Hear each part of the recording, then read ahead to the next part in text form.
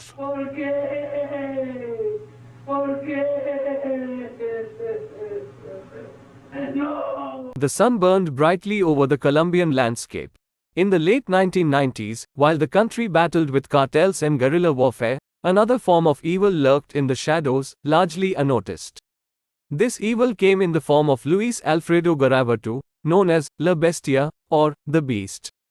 From a young age, Garavito's life was steeped in violence and hardship. Born in Geneva, Quindío, in 1957, he grew up experiencing physical and emotional abuse. The young Garavito was a witness to his father's violent behavior and, at times, its victim.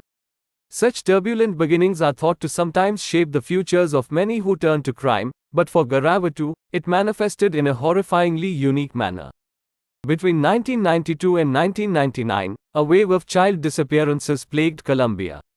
Vulnerable children from impoverished backgrounds vanished from streets, only to be found later, their lives tragically and brutally taken. The sheer scale of the missing children created murmurs of unease, but it was not until later that the connection between them would be discovered. Garavito had a strategy. He would disguise himself as different personas: a monk, a farmer, a street vendor, or even a disabled person. These disguises allowed him to gain the trust of children, usually boys aged 6 to 16. With promises of work or small gifts, he would lure them away to isolated areas.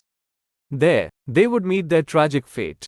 As the number of missing children grew, so did the determination of local authorities to find the culprit. Jorge Armando Moreno's body was the first evidence that linked Garavito to the crimes.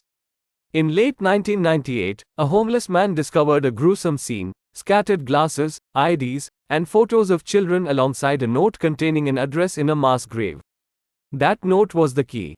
It led to Garavito's girlfriend, who in turn supplied a bag belonging to him filled with more damning photos.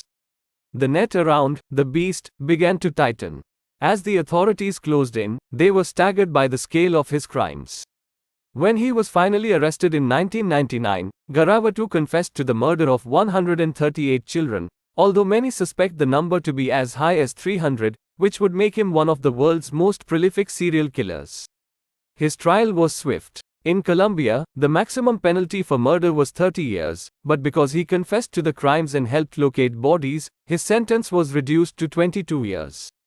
The nation was outraged. Due to the sheer number of victims, and his cooperation, he received a separate sentence for each victim, totaling more than 1,800 years. However, Colombian law restricted the amount of time someone could spend in prison to 40 years. The case of Luis Garavito stands as a chilling reminder of the depths of human depravity.